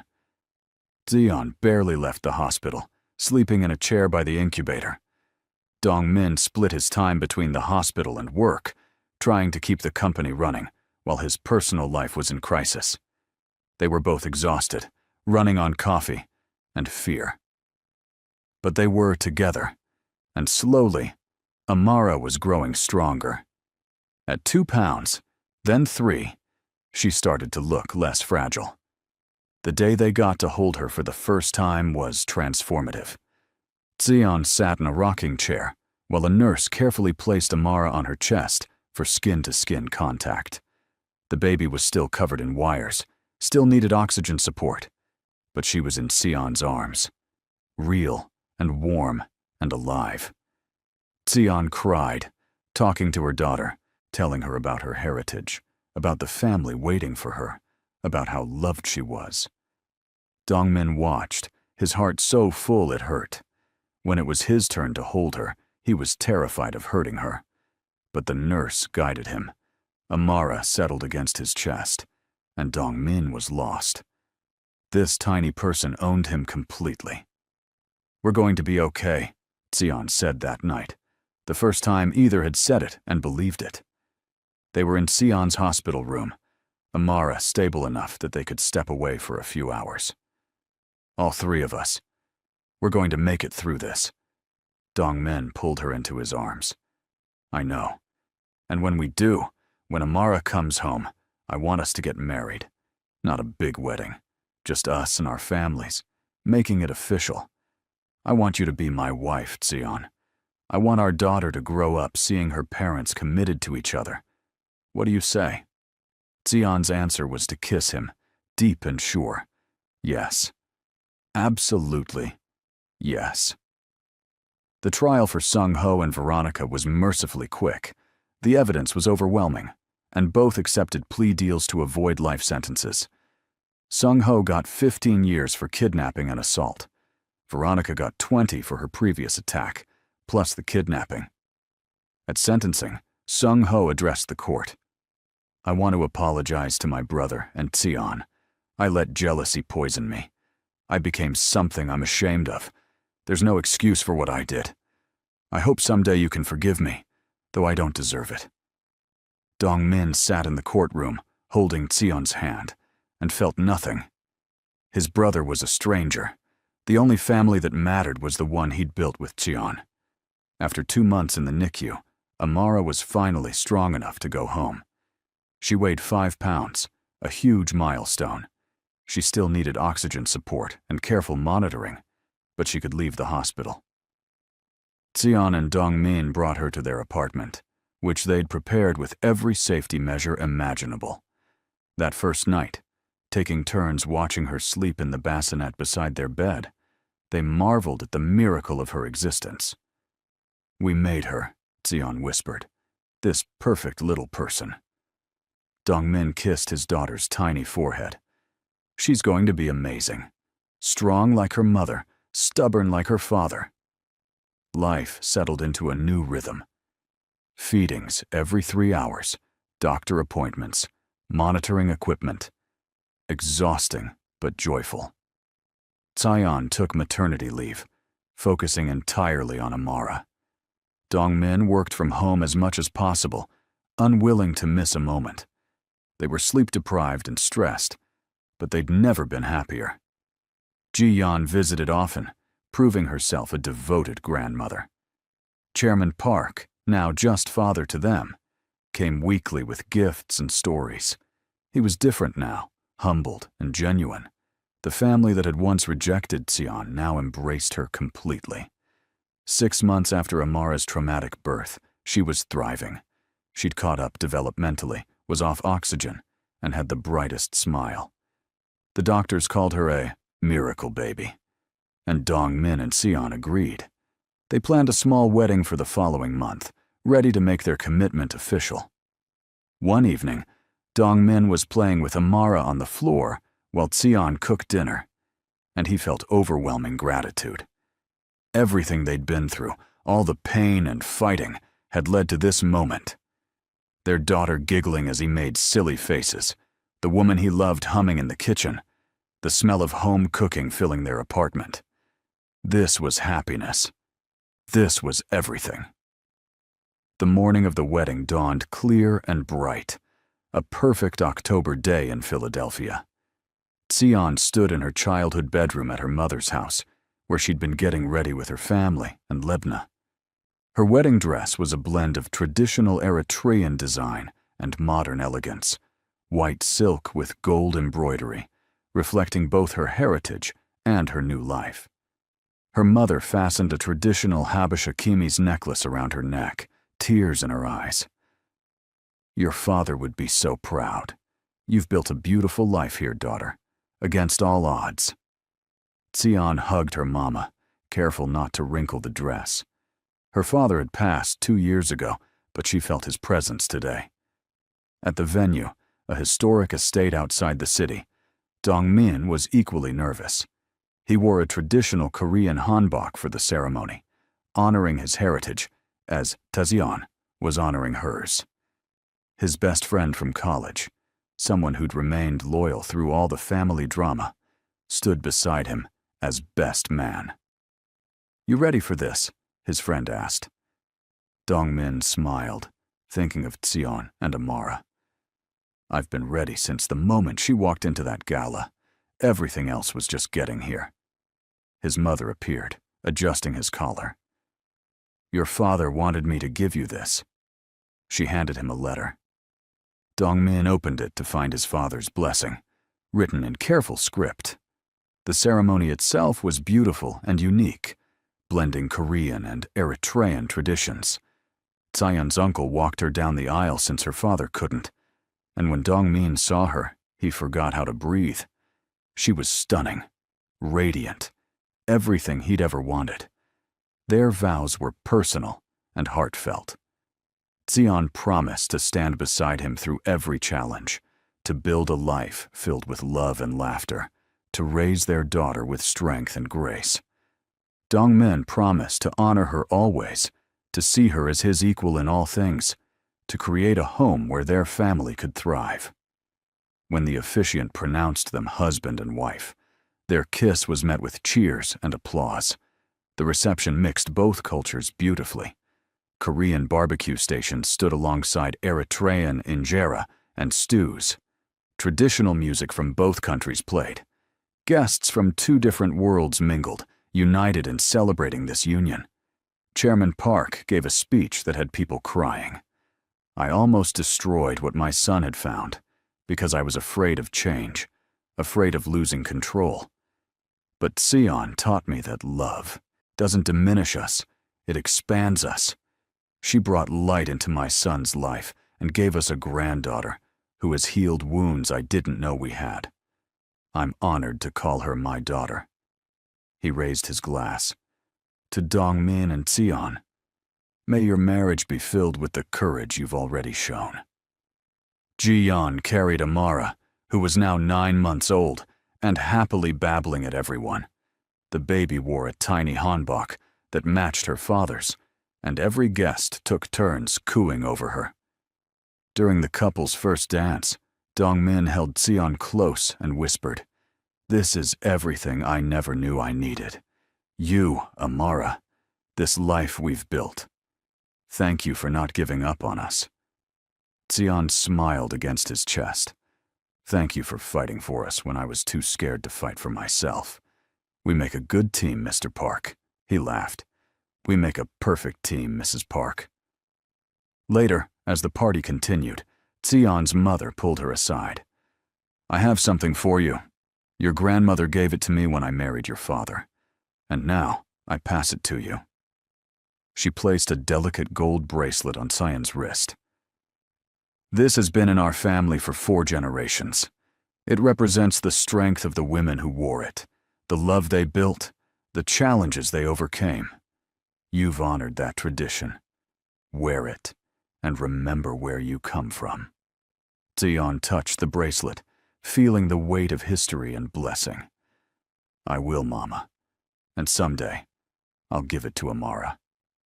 The speeches continued. Lebna, as maid of honor, told embarrassing stories about Xion's early days in America, her terrible first apartment, her determination to succeed. "I watched this woman build herself from nothing. She came here alone and created a life through sheer willpower. When Dongmin came into the picture, I was skeptical.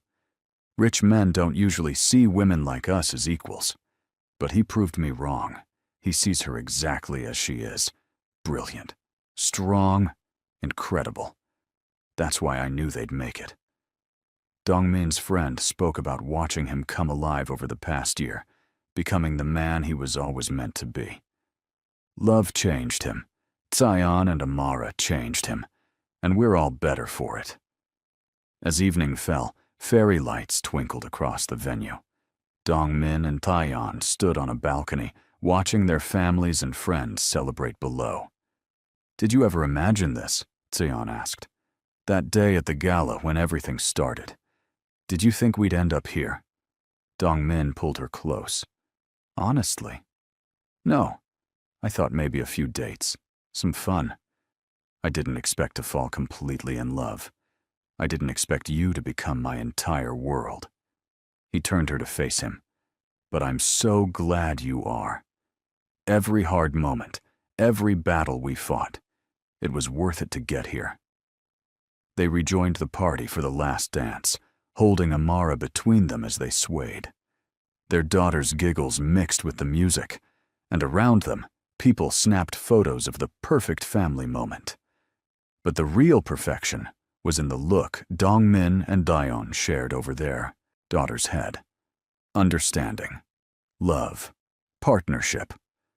They'd been tested by fire and emerged stronger. Whatever came next, they'd face together. The honeymoon was in Eritrea, Dongmin's first visit to his wife's homeland. Xian showed him where she grew up, introduced him to extended family, took him to markets and churches and the places that shaped her. He fell in love with the country's beauty and its people's warmth. Amara charmed everyone, and Xian's family embraced Dongmin completely. "You've given our daughter a good life," Xian's uncle told him. "You've honored her and her heritage. That's all we ever wanted." Dongmin felt humbled by their acceptance. One evening, they stood on a hill overlooking Asmara at sunset, Amara asleep in a carrier on Dongmin's chest. "Thank you for bringing me here," he said, "for sharing this part of yourself.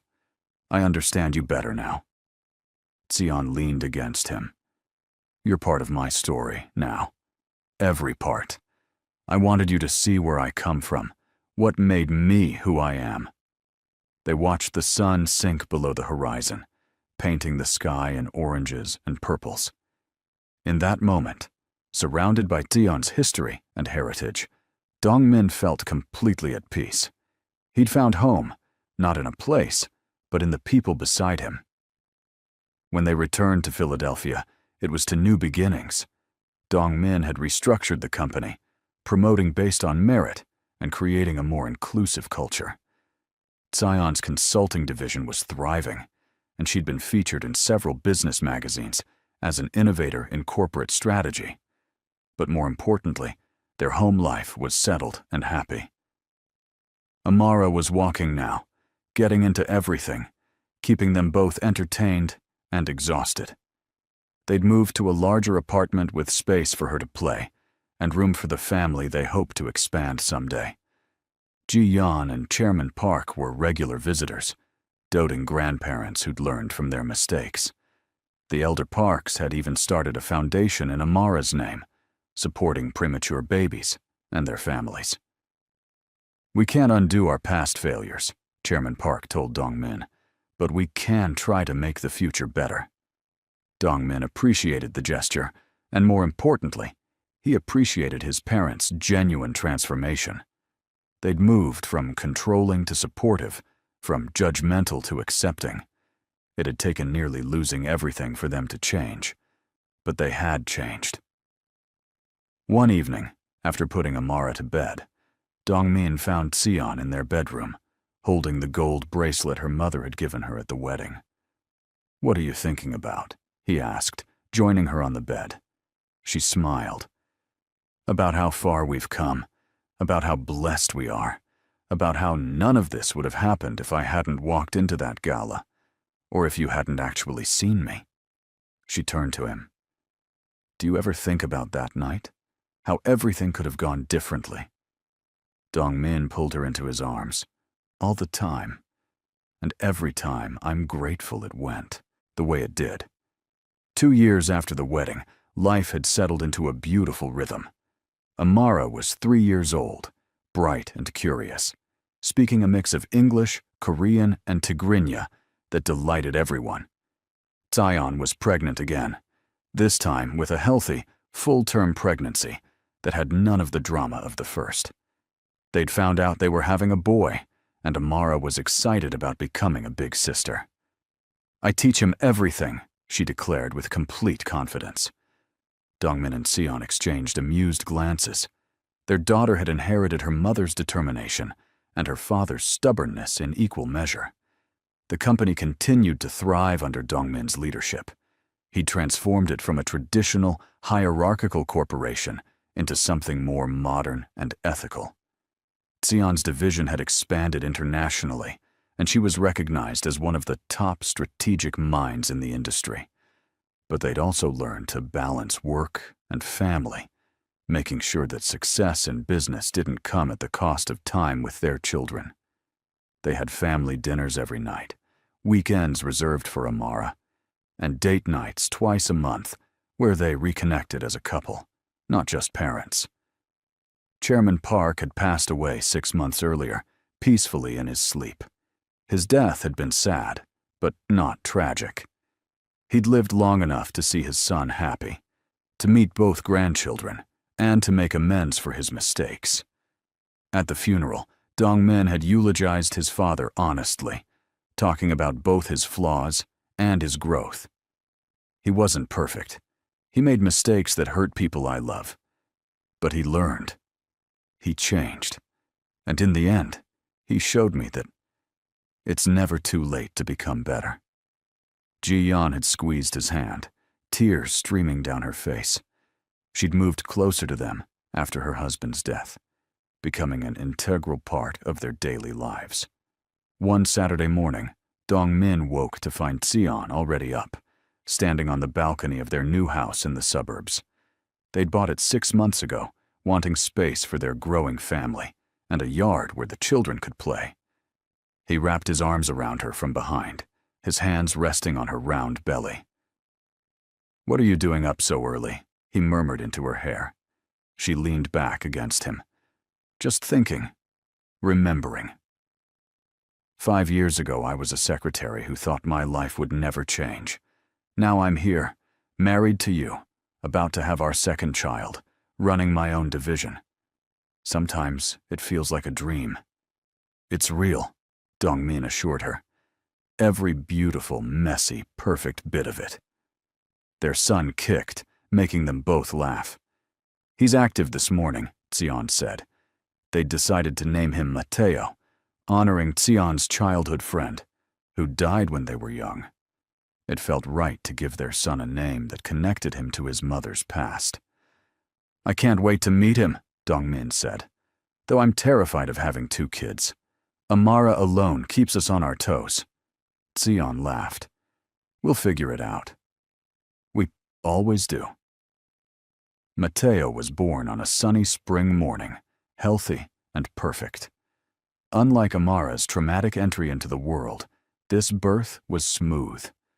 Dong-min was in the delivery room, holding Xion's hand, watching in awe as his son emerged, crying and strong. When the doctor placed Mateo on Xion's chest, Dong-min felt the same overwhelming love he'd felt with Amara. This tiny person was part of them, a piece of their love made real. "He's beautiful," Xion whispered, exhausted but glowing. Dong-min kissed her forehead. "Just like his mother."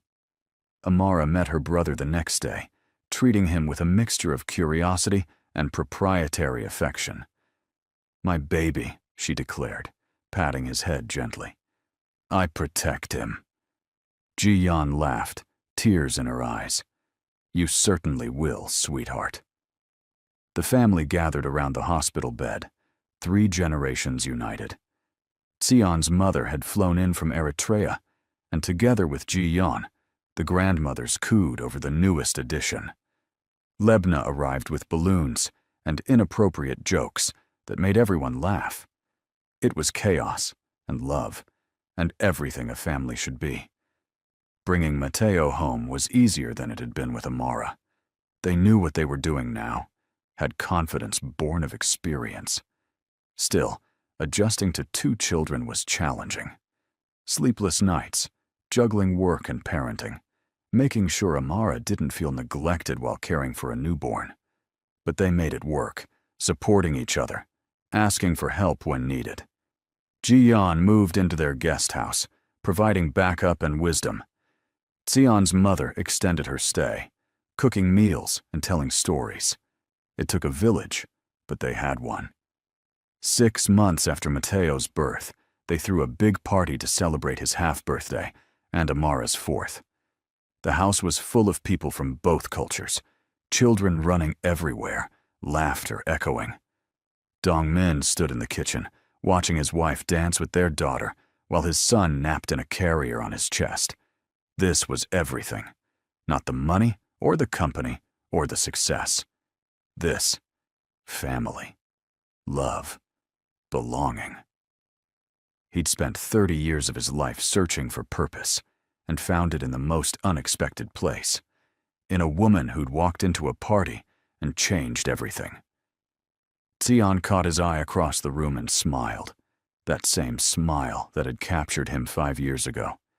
She made her way over, Amara clinging to her leg. "What are you thinking?" she asked, the same question she'd asked countless times before. Dongmin's answer was always the same and always true. That I'm the luckiest man alive, that I love you more than I knew it was possible to love anyone, that you saved me in every way a person can be saved. He kissed her softly. Thank you for taking a chance on me that night, for fighting through all the hard parts, for building this life with me. Sion touched his face tenderly. Thank you for seeing me when no one else did, for choosing love over everything else, for being the partner I never dared to dream I'd find. Amara tugged on both their hands. Mommy, Daddy, come play. They laughed and let her pull them toward the backyard, where other children were playing. Mateo woke up, making his presence known with a cry. Dongmin soothed him, while Tion organized a game for the kids. This was their forever. Messy, loud, beautiful, perfect. As the sun set on the party, guests slowly left until only family remained. They sat on the back porch, tired but happy, watching Amara chase fireflies while Mateo dozed. Do you remember when we thought your family would never accept this? Tion asked Ji-yeon. The older woman smiled. I remember being foolish enough to fight against what my son needed. I'm grateful you both had the strength I lacked. She looked at her grandchildren. They're going to grow up in a different world than we did. One where love matters more than tradition, where they can choose their own paths. That's the greatest gift you've given them. Late that night, after everyone had gone home or to bed, Dongmin and Sion finally had a moment alone. They stood in their bedroom, exhausted but content. I never want to forget this feeling, Sion said.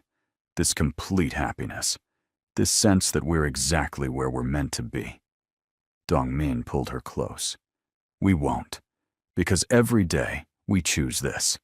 We choose each other, and as long as we keep doing that, we'll be okay.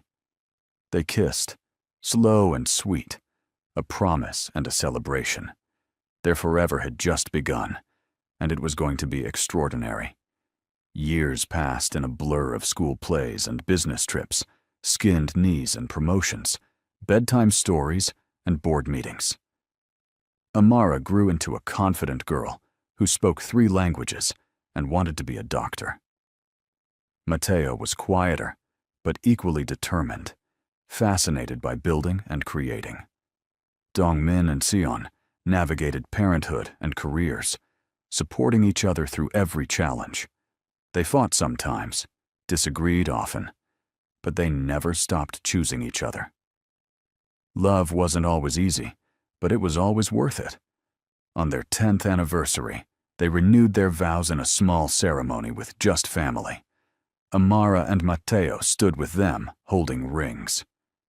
You taught us what love looks like, Dongmin told his children. Not perfect or easy, but real and lasting. Your mother and I, we come from different worlds, but we built our own world together, and you're the best parts of it. Sion added, love means fighting for each other, especially when it's hard. Remember that.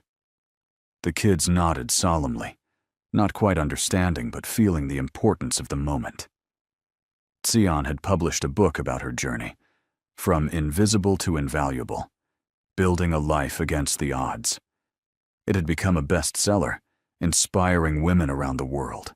She spoke at conferences, mentored young professionals, and used her platform to advocate for immigrants and outsiders trying to make their way. Dongmin was incredibly proud, watching her shine.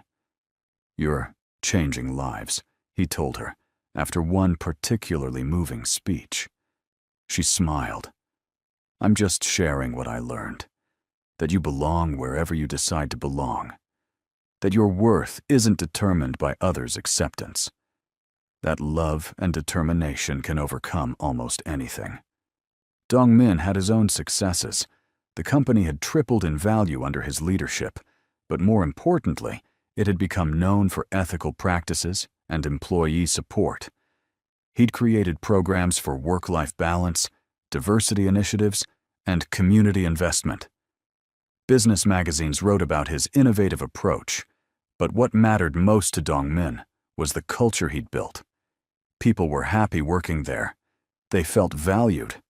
That was the real success.